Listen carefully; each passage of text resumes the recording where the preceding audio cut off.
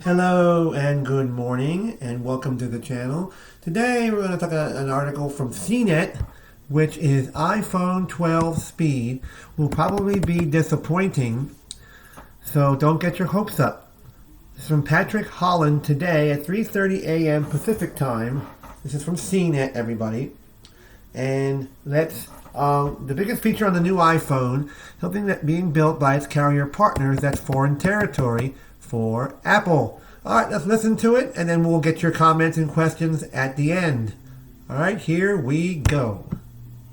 It's safe to say 2020 has been a garbage year for human beings, but it's been a fruitful one for new phones, cameras, and gaming consoles. This fall, in addition to Apple's iPhone 12 lineup, a slew of other new products have launched or been announced, including the Xbox Series 10 and PS5, the new Sony A7 SE mirrorless camera, the Samsung Galaxy Note 20 Ultra and Galaxy S20 FE, and new products from Amazon. Apple's latest flagship line, which is now available to buy, features some exciting new upgrades. But the most significant addition isn't the cameras or the processor. It's the iPhone 12's support for 5G. That means the biggest feature on the iPhone 12 is largely out of Apple's control and firmly in the hands of AT&T, T-Mobile, and Verizon. Depending on your carrier and where you live, your 5G experience on an iPhone 12 could vary greatly.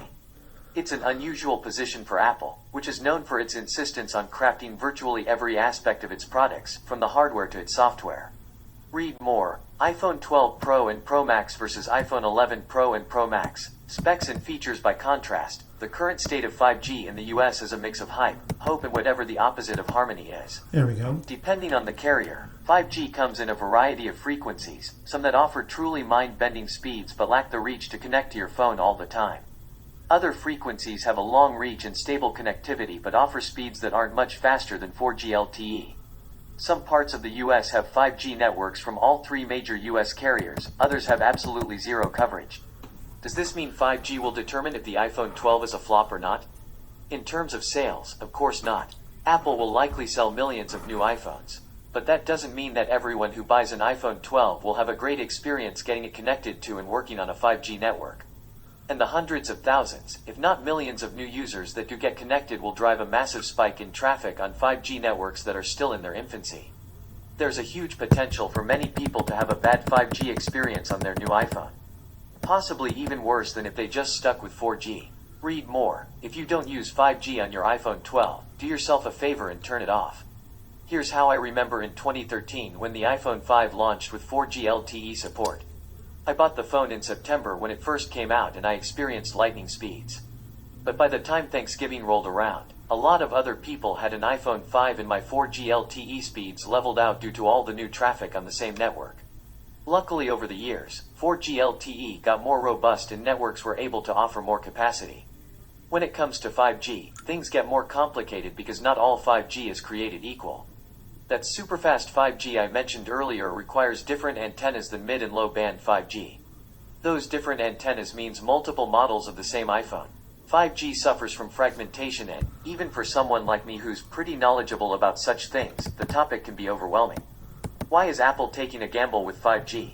The company has too. Even if the path isn't fully paved now, in a couple years, 5G will be the way most of us get cellular data. The other reason is 4G LTE is a great safety net. Someone on an iPhone 12 without a 5G radio in their neighborhood would still be able to connect via 4G LTE.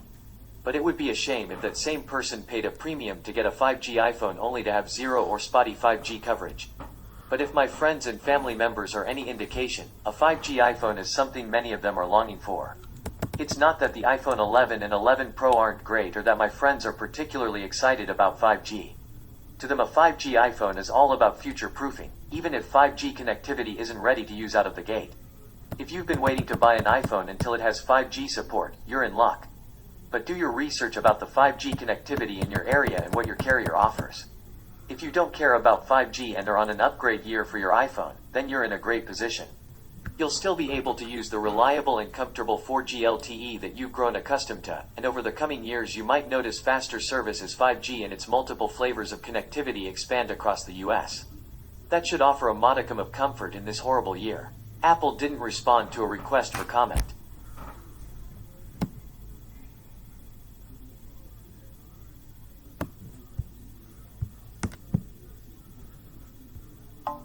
The iPhone 12 is official. Apple announced not one, not two, not three, but 4 new iPhones, all of which support 5G. And between the new cameras, the new body design, and the iPhone 12 mini, there is a lot to be excited about.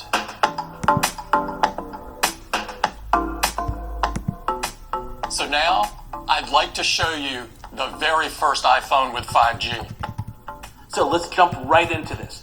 Just like the iPhone 11 family, the new iPhones are named the iPhone 12, 12 Pro, and 12 Pro Max. There's also the iPhone 12 mini, which puts the iPhone 12 into a smaller, more affordable body. It's the smallest iPhone you can buy new, and I am so excited. It's even smaller than the current iPhone SE, and yeah, it has 5G.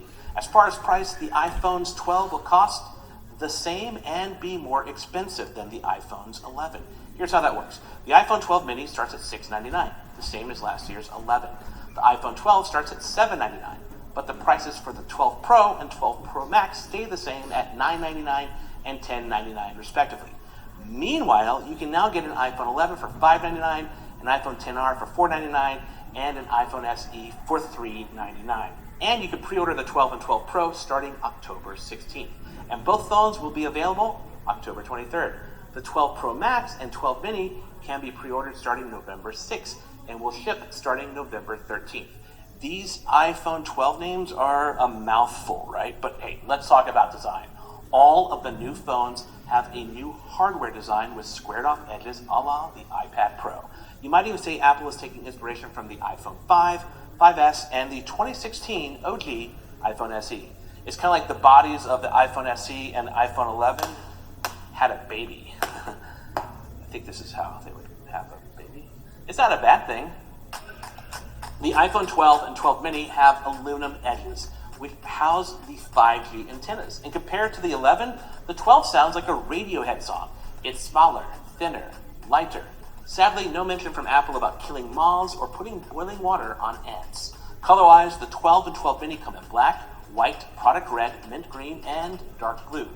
Meanwhile, the 12 Pro and 12 Pro Max get stainless steel edges for those 5G antennas and come in silver, graphite, gold, like really shiny gold, and Pacific blue. And both Pros have textured matte glass backs like the ones found on the iPhone 11 Pro. As far as storage, baseline 12 and 12 mini models come with 64 gigabytes. Now, I'll be honest, I was kind of hoping they would be higher. Like the 12 Pro and 12 Pro Max start out at 128 gigabytes of storage.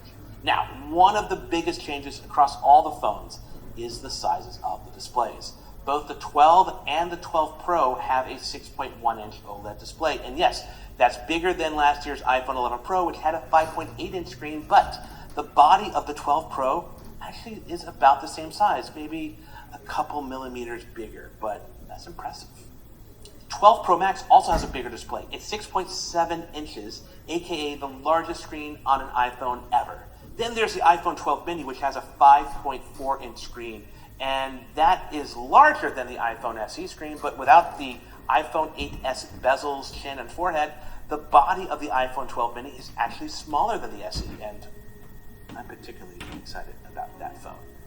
Apple said it worked with Corning to make the toughest screens on its phones. Apparently, the screens are glass that gets infused with nano-ceramic crystals to make them tougher. Apple claims 4 times better drop performance, aka 4 times the chance of your phone surviving a drop from your pocket, and that's great. The other great thing is the screen is on all 4 phones. But let's talk about 5G. Today, we're bringing 5G to iPhone. Just like we've seen with most Android flagship phones this year, all 4 phones support 5G. They support millimeter wave 5G, which has some of the fastest speeds available in the US right now, but you gotta be pretty close to those towers to use them. They also support 57. low band and mid band 5G, which offer more range but slower speeds. You get the difference kind of like AM FM radio. Not exactly, just kind of like it. Now, Apple optimized iOS to be faster and more efficient on 5G, and also created a smart data mode which toggles between 5G and 4G LTE to save on battery life. Now, if you're interested in getting any of these iPhones just because of the 5G, I recommend checking out which carriers offer 5G in your area, what the speeds are like, and what the carriers' plans are for building 5G out. Now, Normally, new cameras would be the biggest feature of any iPhone launch. So let's talk about it now. All right, so the main wide-angle camera on all 4 phones has a new lens with a f1.6 aperture and a new sensor. Apple claims that this offers a 27% improvement in low light. At 52 millimeters, the 12 Pro has a similar telephoto lens as last year's iPhone 11 Pro, but the 12 Pro Max gets a new, longer 65 millimeter lens, which offers a 2.5 optical zoom in. That's compared to the 2 times zoom in we've seen on previous iPhones. Both Pro models also have LiDAR, which stands for light detection and ranging. It's going to work great for AR apps and detecting objects, depth, and spaces, but also help with the cameras for autofocus and photos and video, especially in low light, and even allows for a new portrait night mode feature, which I'm excited to try out. All of the cameras are powered by the A14 Bionic chip. According to Apple, the new brains of the iPhone 12 family are 50% faster than any other phone sold today. Now that's some Android shade right there. Android shade. Boom. Now, the A14 chip brings with it Smart HDR3, which is kind of like Rambo 3, not really, I just like saying that, but it optimizes dynamic range of photos, identifies scenes like skies, and optimizes for people's skin and hair. Smart HDR3 and night mode work on the selfie camera as well as the rear wide and ultra wide cameras. Then there's Deep Fusion, which helps in medium and low light to improve things like textures, and that's going to work across all of the cameras, including the telephoto cameras on the iPhone 12 Pro and 12 Pro Max. All 4 phones can record video in Dolby Vision HDR, which automatically color grades your videos in Dolby Vision Standard. Now, that's supported up to 4K 60 frames per second on the Pro models and 4K 30 frames per second on the 12. And what's great is all of that's inside the Photos app, which is kind of amazing if it really works like that. I just can't wait to see the results. The iPhone 12 Pro and 12 Pro Max will also be able to record a special RAW photo file called ProRAW, which Apple describes as having a file with the flexibility of a RAW photo, but with the smarts of computational photography. Now, this sounds like a feature that will probably come out later. I don't know if that's going to be at launch. We'll find out. Now, also, there is a ton here in regards to photo and video capture that I'm glossing over, but just know, dear viewer, that once we get our hands on these phones, we're going to go more in depth with all of that. Now, let's talk about the time wireless charging met a thing called MagSafe. You remember MagSafe from your Mac laptop a few years ago? Like, if you tripped over the power cable, it would pop right out because it's held on by magnets. Well, Apple's applying this whole magnetic principle in a different way to your phone. And the idea is to improve your wireless charging experience by helping align your phone's position and the charger for the best charging efficiency. Apple is going to be selling a MagSafe charger that supports 15-watt wireless charging for all the new 12's phones. Apple will also create an ecosystem of cases that's built around MagSafe that allows you to charge through the case, as well as add accessories like a detachable wallet. Oh, I should say that Apple is omitting wired earpods and the power adapter that would normally come in the box. But they are including a USB-C to Lightning cable for fast charging. That said, one of the arguments Apple made for not including the earpods and PowerBrick was that there are already so many in existence and many people already have multiple of them. And I kind of agree with that, except how many people have a USB-C PowerBrick at home? I have tons of those old 5-watt ones with USB-A, but yeah, so what am I going to plug this cable into? Now, your experience might differ depending on what you have at your house, okay? But hey, that's all I've got on the new iPhones. I look forward to testing these phones and putting together an in-depth review, but right now, I want to hear from you. What do you think of what Apple announced today? What do you think of the new iPhone designs? What do you think of the 5G? And what do you think of that iPhone 12 mini? I'm really excited about that one. Throw your thoughts in the comments.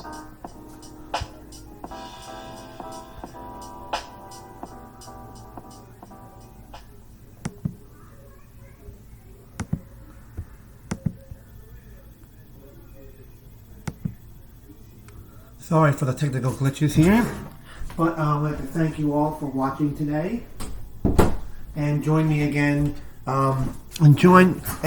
like, dislike, or subscribe to the channel, and we hope that you like what you see there, and